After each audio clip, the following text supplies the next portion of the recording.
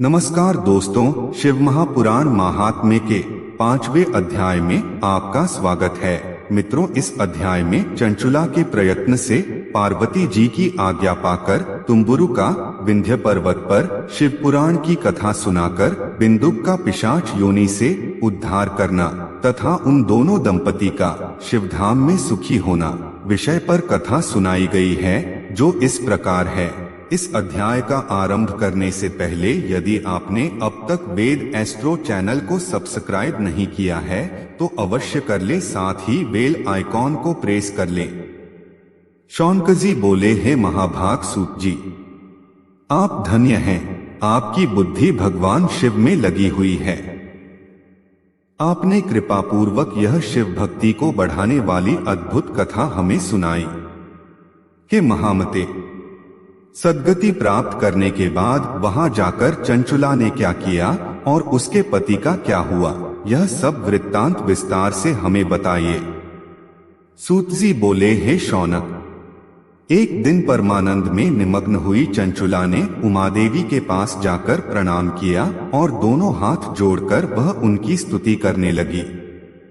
चंचुला बोली, हे गिरिराजनंदिनी, हे स्कंदमाता, मनुष्यों ने सदा आपकी सेवा की है। समस्त सुखों को देने वाली हे शंभुप्रिय, हे ब्रह्मस्वरूपिणी, आप विष्णु और ब्रह्मा आदि देवताओं द्वारा सेव्य हैं। आप ही सगुणा और निर्गुणा भी हैं तथा आप ही सूक्ष्म सच्चिदानंद स्वरूपिणी आद्या प्रकृति हैं। आप ही संसार की सृष्टि, पालन और संहार करने वाली हैं। तीनों गुणों का आश्रय भी आप ही हैं। ब्रह्मा, विष्णु और महेश्वर, इन तीनों देवताओं का आवास स्थान तथा उनकी उत्तम प्रतिष्ठा करने वाली पराशक्ति आप ही हैं।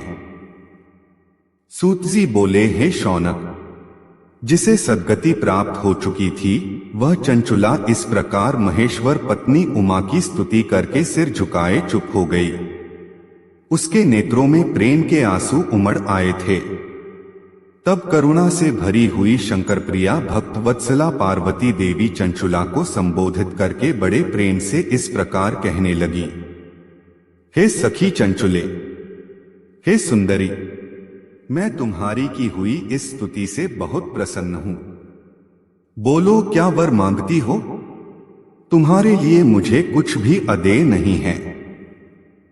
पार्वती के इस प्रकार कहने पर चंचुला उन्हें प्रणाम करके दोनों हाथ जोड़कर नतमस्तक हो प्रेम पूर्वक पूछने लगी, हे निष्पाप गिरिराज कुमारी, मेरे पति बिंदुक इस समय कहाँ हैं? उनकी कैसी गति हुई है यह मैं नहीं जानती। कल्याणमयी दीनवत्सले, मैं अपने उन पतिदेव से जिस प्रकार संयुक्त हो सकूं कृपा करके वैसा ही उपाय कीजिए। हे महेश्वरी, हे महादेवी, मेरे पति एक शूद्र जातीय वेश्या के प्रति आसक्त थे और पाप में ही डूबे रहते थे। उनकी मृत्यु मुझसे पहले ही हो गई थी। वे न जाने किस गति को प्राप्त हुए हैं। चंचुला का यह वचन सुनकर नीतिवत्सला हिमालय पुत्री देवी पार्वती ने अत्यंत प्रेम पूर्वक यह उत्तर दिया। गिरिजा बोली, हे सुते, तुम्हारा बिंदुक नाम वाला पति बड़ा पापी था। उसका अंतःकरण बड़ा ही दूषित था।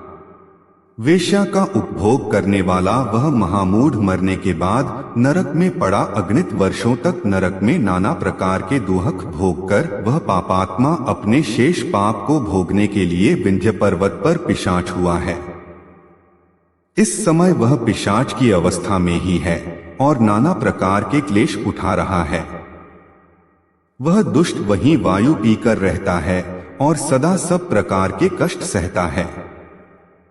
गौरी देवी की यह बात सुनकर उत्तम व्रत का पालन करने वाली वह चंचुला उस समय पति के महान दुख से दुखी हो गई। फिर मन को स्थिर करके उस ब्राह्मण पत्नी ने व्यथित हृदय से महेश्वरी को प्रणाम करके पुनः पूछा, हे महेश्वरी, हे महादेवी, मुझ पर कृपा कीजिए और दूषित कर्म करने वाले मेरे उस दुष्ट पति का अब उद्धार कर दीजिए। हे देवी, कुत्सित बुद्धि वाले मेरे उस पापात्मा पति को किस उपाय से उत्तम गति प्राप्त हो सकती है, यह शीघ्र बताइए, आपको नमस्कार है। उसकी यह बात सुनकर भक्त वत्सला पार्वती जी अपनी सखी चंचुला से प्रसन्न होकर ऐसा कहने लगी, तुम्हारा पति यदि शिव पुराण को पुण्य में उत्तम कथा सुने तो सारी दुर्गति को पार करके वह उत्तम गति का भागी हो सकता है।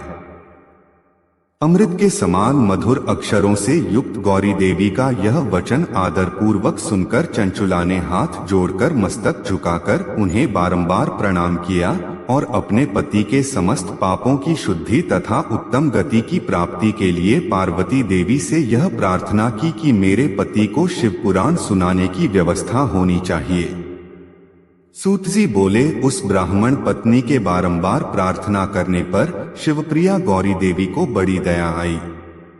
उन भक्त वत्सला महेश्वरी गिरिराज कुमारी ने भगवान शिव की उत्तम कीर्ति का गान करने वाले गंधर्वराज तुम्बुरु को बुलाकर उनसे प्रसन्नता पूर्वक इस प्रकार कहा, मेरे मन की बातों को जानकर मेरे अभीष्ट कार्यों को सिद्ध करने वाले तथा शिव में प्रीति रखने वाले हे तुम्बुरु, मैं तुमसे एक बात कहती हूँ, तुम्हारा कल्याण हो। तुम मेरी इस सखी के साथ शीघ्र ही विंध्य पर्वत पर जाओ। वहां एक महाघोर और भयंकर पिशाच रहता है। उसका वृत्तांत तुम आरंभ से ही सुनो। मैं तुमसे प्रसन्नता पूर्वक सब कुछ बताती हूँ। पूर्वजन्म में वह पिशाच बिंदुक नामक ब्राह्मण था।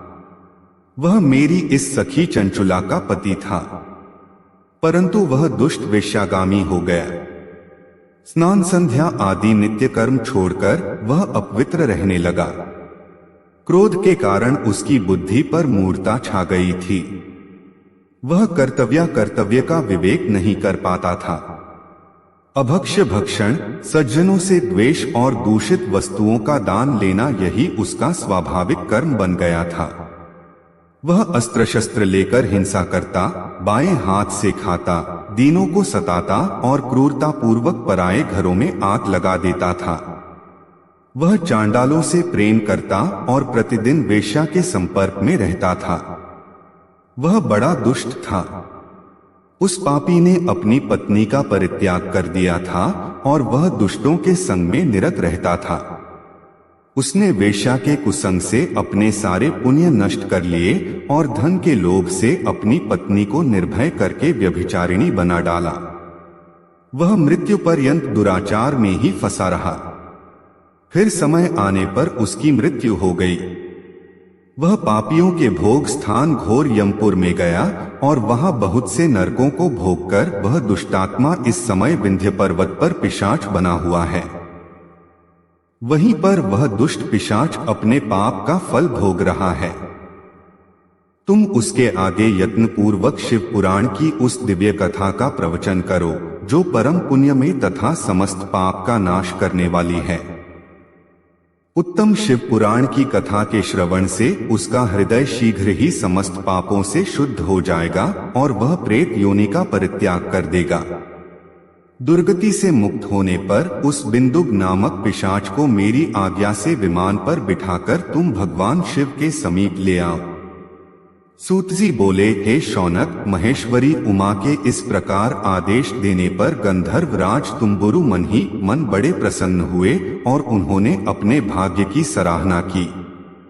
तत्पश्चात उस पिशाच की सती साध्वी पत्नी चंचुला के साथ विमान पर बैठकर नारद के प्रिय मित्र तुम्बुरु वेगपूर्वक विंध्याचल पर्वत पर गए, जहां वह पिशाच रहता था। वहां उन्होंने उस पिशाच को देखा। उसका शरीर विशाल था और उसकी ठोड़ी बहुत बड़ी थी। वह कभी हंसता, कभी रोता और कभी उछलता था। उसकी आकृति बड़ी विकराल थी। भगवान शिव की उत्तम कीर्ति का गान करने वाले महाबली तुम्बुरु ने उस अत्यंत भयंकर पिशाच को बलपूर्वक पाश द्वारा बांध लिया। तदंतर तुम्बुरु ने शिव पुराण की कथा बांचने का निश्चय करके महोत्सव युक्त स्थान और मंड आदि की रचना की। इतने में ही संपूर्ण लोकों में वेग से यह प्रचार हो गया कि देवी पार्वती की आज्ञा से एक पिशाच का उद्धार करने के उद्देश्य से शिव पुराण की उत्तम कथा सुनाने के लिए तुम्बुरु विंध्य पर्वत पर हैं। तब तो उस कथा को सुनने के लोभ से बहुत से देवता और ऋषि भी शीघ्र ही वहां जा पहुंचे। आदरपूर्वक शिव पुराण सुनने के लिए आए हुए लोगों को उस पर्वत पर बड़ा अद्भुत और कल्याणकारी समाज जुट गया। तत्पश्चात तुम्बुरु ने उस पिशाच को पाशे से बांधकर आसन पर बिठाया और हाथ में वीणा लेकर गौरीपति की कथा का गान आरंभ किया। महात्म्य सहित पहली अर्थात प्रथम संहिता से लेकर 7वीं संहिता तक शिव पुराण की कथा का उन्होंने स्पष्ट वर्णन किया। 7 संहिता वाले शिव पुराण का आदर पूर्वक श्रवण करके वे सभी श्रोता पूर्णतः कृतार्थ हो गए। उस परम पुण्यमय शिव पुराण को सुनकर उस पिशाच ने अपने सारे पापों को धोकर उस पैशाचिक शरीर को त्याग दिया। शीघ्र ही उसका रूप दिव्य हो गया, अंगकांति गौरवर्ण की हो गई। शरीर पर श्वेत वस्त्र तथा सब प्रकार के पुरुषोचित आभूषण उसके अंगों को उद्भासित करने लगे। वह त्रिनेत्रधारी चंद्रशेखर रूप हो गया। इस प्रकार दिव्य देहधारी होकर श्रीमान बिंदुक अपनी भार्या चंचुला के साथ स्वयं भी पार्वती पति भगवान शिव के दिव्य चरित्र का गुणगान करने लगा। उसकी स्त्री को इस प्रकार दिव्य रूप से सुशोभित देखकर वे सभी देवता और ऋषि बड़े विस्मित हुए। उनका चित्त परमानंद से परिपूर्ण हो गया। भगवान महेश्वर का वह अद्भुत चरित्र सुनकर वे सभी श्रोता परम कृतार्थ हो प्रेम पूर्वक श्री शिव का यशोगान करते हुए अपने अपने धाम को चले गए। दिव्य रूपधारी श्रीमान बिंदुक भी सुंदर विमान पर अपनी प्रियतमा के पास बैठकर सुखपूर्वक आकाश में स्थित हो परम शोभा पाने लगा। इस प्रकार श्री स्कंदमहापुराण के अंतर्गत शिव पुराण महात्म्य में बिंदुक सद्गति वर्णन नामक 5वां अध्याय पूर्ण हुआ।